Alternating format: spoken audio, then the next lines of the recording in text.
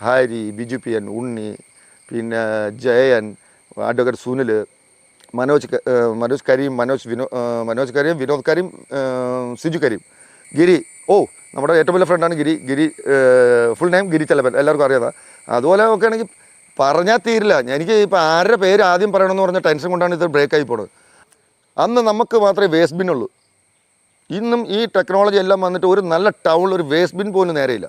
അത് രാത്രി എങ്ങനെ ഓട്ടോമാറ്റിക് കട്ടാവും, ഓണാവും, ലൈറ്റെല്ലാം ഓണാവും. രാവിലെ ഒരു വെട്ടം വീഴുമ്പം കട്ടാവും. ആ സിസ്റ്റം ഞാൻ ജനിക്കുന്നതിന് മുമ്പ് ഉണ്ടെന്ന് പറയണമെങ്കിൽ നമ്മളവിടെ ജീവിച്ചപ്പോൾ വല്ല കറണ്ടും പോയിട്ടുണ്ടോ? ഫൈബറിൻ്റെ ബാസ്കറ്റ് ബോൾ കേരളത്തിൽ ആദ്യം പറഞ്ഞ എവിടെയാണെന്നറിയോ? FAC ഇല്ല.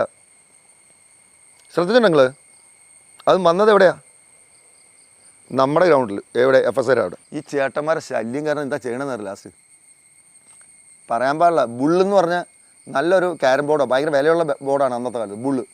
ആ ബുള്ളിൽ നല്ല തരിമണൽ കൊണ്ടുവന്ന് അങ്ങ് ഇട്ടിട്ട് അറ്റ വലിയ സ്ട്രൈക്കർ വെച്ച് നമുക്ക് ആവശ്യം അച്ഛനും അമ്മയും ഒഴിച്ച് എല്ലാ സാധനവും അവിടെ കിട്ടുമായിരുന്നോ? ഇപ്പോഴല്ലേ ഈ സൂപ്പർ മാർക്കറ്റും കാര്യങ്ങളും പറഞ്ഞത്. അച്ഛനും അമ്മയും പറയണല്ല കേൾക്കണേ. ഓട്ടന്നെ അവർ കുത്തും. അവൻ്റെ ഞാൻ പറയണില്ല കേട്ടോ, സോറി. അവരച്ഛൻ ഗൂഗിൾ അച്ഛനെ വിളിക്കും. ഇതിൻ്റെ അർത്ഥം എന്താ? ഇതെന്താ? പിന്നെ അത് പറയണതാണ് ഇവിടെ കേൾക്കണത്. ഇത് ഞാൻ പറഞ്ഞല്ല, ഓരോ വിധം പാരൻസ് പറഞ്ഞ് കേട്ടും അടുത്ത കാര്യം പറഞ്ഞെന്നുള്ളൂ. തൃപ്പൂണിത്തുറയിൽ ഓണ അത്തച്ചമയത്തിൽ നമ്മളെ ടാബിൾ ഉറങ്ങും ഫാക്റ്റിൻ്റെ. എപ്പോഴും അവരായിരുന്നു വിൻ ചെയ്തുകൊണ്ടിരുന്നത്.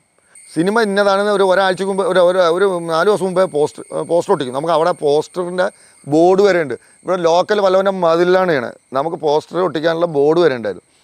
നമ്മൾ കണ്ട സിനിമയുടെ അന്നത്തെ ചെറിയ പ്രായമോ ഇത് പ്രൊജക്റ്റ് ചെയ്യാൻ പറ്റും. അപ്പോൾ സ്റ്റോറി പോയി ഒരു കാർഡ്ബോർഡ്, നമ്മൾ സ്റ്റോറി പോയി ഒരു കാർഡ്ബോർഡ് എടുക്കും, ഒരു ബൾബ് ഹോൾഡറിലൊക്കെ വെച്ച് പിടിപ്പിക്കും.